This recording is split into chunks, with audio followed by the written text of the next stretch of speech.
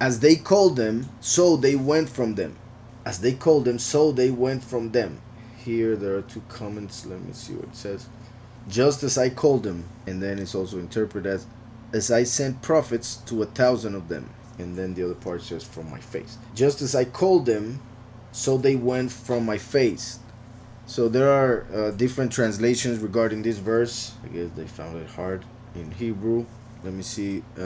So they called to them, meaning the prophets called to them Israel. And truly or certainly they went from their face. They walked away from their faces, meaning from the faces of the prophets, which represent the face of Yahweh, towards the lords, the Baalim, and they sacrificed to the images and burned incense. They, the prophets, called them. And this is so amazing because everything that I just said regarding the first verse, and now seeing how this second verse becomes a problem when, thankfully to the Almighty, I just saw it in Hebrew and it's not hard to translate since I was able.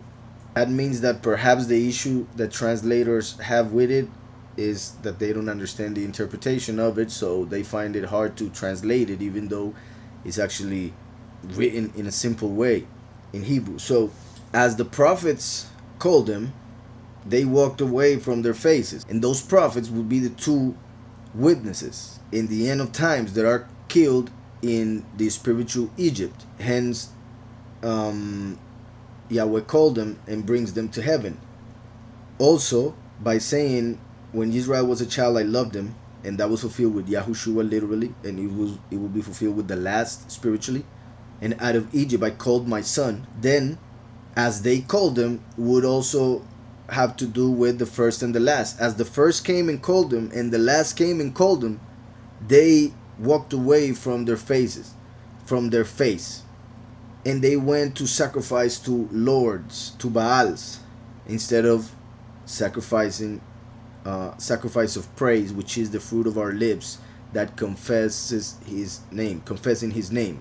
That is the fruit of our lips, confessing his name, the sacrifice of praise of Hebrews 13:15. But instead they go and sacrifice to the Lord, because the fruit of their lips is a false name, a false spirit, because words are spirits and names are words.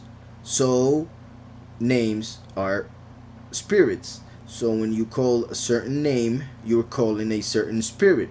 So if you say that names don't matter, then you will be saying that the spirit that you get really doesn't matter. If it's the Ruach HaKodesh, or if it is the Holy Ghost, as they call it, which only that name is pretty weird. And when you really think about it, has some issues. Holy comes from Helio, the sun worship, and ghost is not Ruach. A ghost is actually the soul of somebody who died in either a very violent way, somebody who cannot go yet to hell, so has to stay on earth for a while, or somebody who died before his or her time. But that is not the Ruach HaKodesh, so calling it Holy Ghost, as some do, is actually also very bad. As they called them, so they went from them. They sacrificed to the lords and burned incense, which means they prayed to carved images. They prayed to the idols. Yet they say, no, we're not praying to the image. We're praying to what the image represents. Yet the fact that they have the image is what Yahweh is talking about. The fact that they claim that they are talking to somebody else through that image is what Yahweh is talking about. So they are actually doing this all the time. They pray to a false name before a idol.